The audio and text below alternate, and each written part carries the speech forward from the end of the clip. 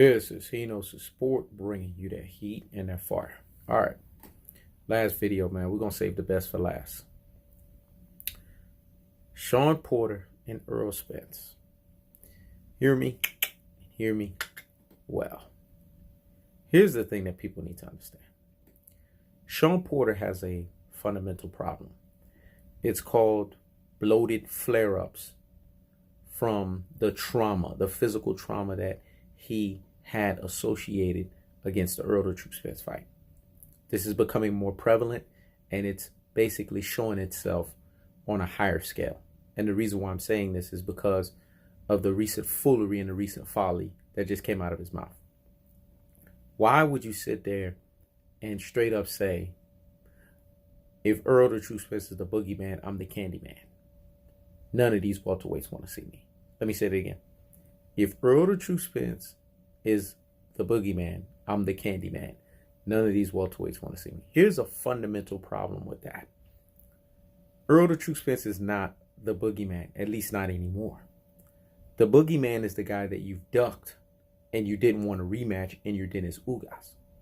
That's the guy that you were supposed to fight again because technically you robbed him. Just like Tyson Fury robbed Otto Wallin.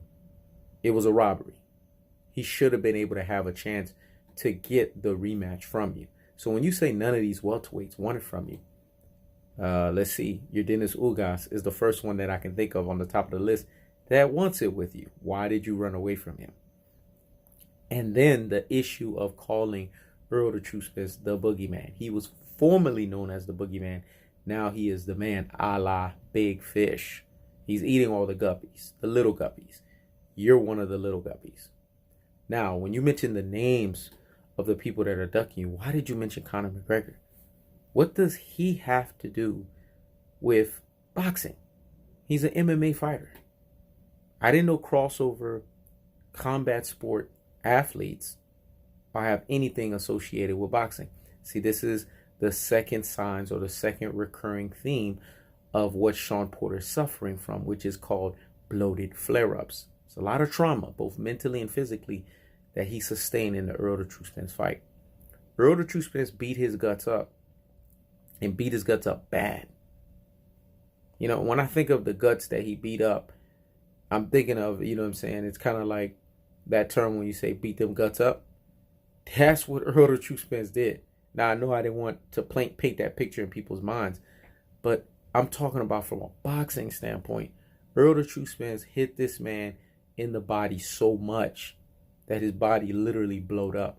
If you go and watch his body the next day, you'll see what I'm talking about. Shawn Porter has permanent bloating, permanent flare-ups in his body that will never come back. As a matter of fact, he has to take an extreme amount of time off to get some level of healing, because some of the damage is just permanent. Some of the damage will go away, but it's going to take a longevity of time in order for it to recoup.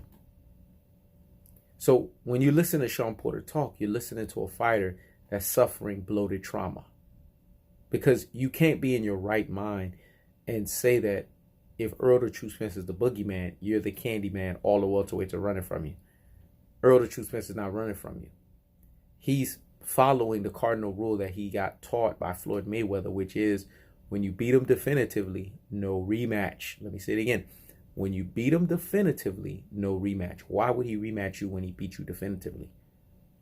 What does that do for him? He's already beaten you. He's already revealed you as an ultimate gatekeeper. This is what your role is in boxing, a la thanks to Errol Spence. He outbrawled the brawler. He fought your game and beat you at your own game. You had Larry Wade. You had, you know what I'm saying, Barry Hunter. You had your father. Errol Spence just had Derrick James. Didn't even have, you know what I'm saying, Blu-ray in his corner at that point. And he still found a way to beat you 9-3 rounds, at worst 8-4.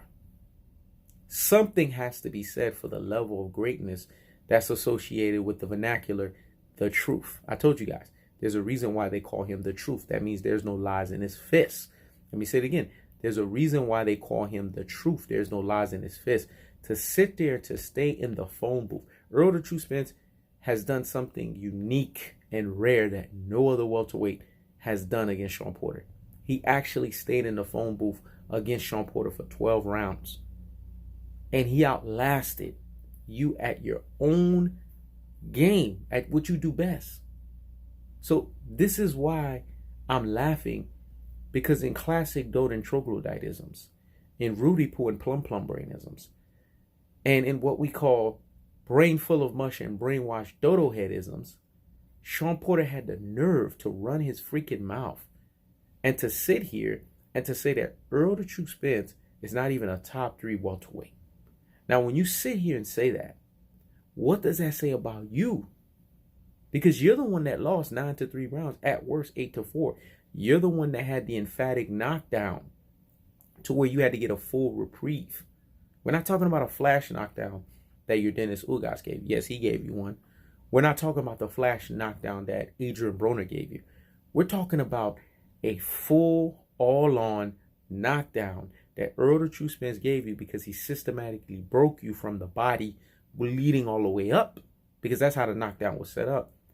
You touched the canvas, your hands hit the ground, and you had to get a full reprieve because the referee had to call timeout, bring you all the way up to the other side, and see if you were okay. That's what we call full reprieve.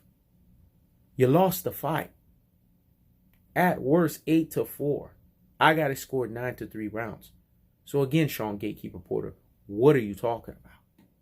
See, I was on your side, but I can quickly get away from your side. It's really that simple. Because your side right now is for you to be the key to welterweight supremacy. Let me say it again. Your side right now, your position as the ultimate gatekeeper, is to be the key to the welterweight supremacy, meaning you need to be the springboard to let us know where Terence Crawford is. Is he a chihuahua barking behind the damn fence and blatantly and clearly ducking you? Or is he a legitimate welterweight at the division? This is what we need to know. This is where your usage comes into play, Shawn Porter. This is where you're being used at. You're being used to be the springboard and to be what we call the litmus test to let us know if Terence Crawford can build his star power up and measure up to a Errol the True Spence so that they can have a super fight. If it's either later this year or if it's going to be in 2021. But that's what your truest and your most properest levels is. See, now this is why I have to get on you and Kenny Porter, because you guys are messing up fundamentally. You're calling out the wrong person. You are not going to get another Errol the True Spence fight. Get that thing out your head. You lost definitively. You got outbrawled. You have bloated flare-ups to remind you of the fight. You got beat up mentally and physically. So Errol the True Spence is not running this thing back with you. And people that has gone back and watched the fight agree with He Knows the Sport that I can't see how Shawn Porter made this fight a close fight and how he could legitimately say he wants a rematch, because when I go back and watch the fight, I see what He Knows the Sport is talking about. I see what Bob Arum is talking about. 9-3, at worst 8-4. Only those that are Errol the True Spence haters, or those that don't want to come to the realization or the truth of boxing, is going to say 7-5 or draw. But that's the truth of the fact of the matter, Shawn Porter. Now you're messing yourself up. Because you got somebody like me who normally doesn't support your constipated gatekeeper self. And I'm supporting you because I believe that you can beat up, break down, and bruise up a Terence Crawford. You can expose him as a guy who's an overblown 140-pounder masquerading at 147. But you don't even want to do that. Now you want to jump all over the place and go back to situations that are not even situations that you are allowed to have anymore. Wake up, smell the damn coffee, and realize the Errol the True Spence fight, that door has closed. Let me say it again. Wake up, smell the damn coffee, and realize the Errol the True Spence fight, the door has closed. You and your dad need to focus on putting the pressure and keeping the foot on the what? On the necks. And keeping the foot on the what? On the necks of the chihuahua barking behind the damn fence a la Terence Crawford. It's really that simple. Anything else that you do, like the Charles Barkley commercial, is uncivilized. So Shawn, Gatekeeper, a la Shawn Constipated Porter, you get the biggest what? Higgity hush of the damn day. This is He Knows the Sport. Check it out.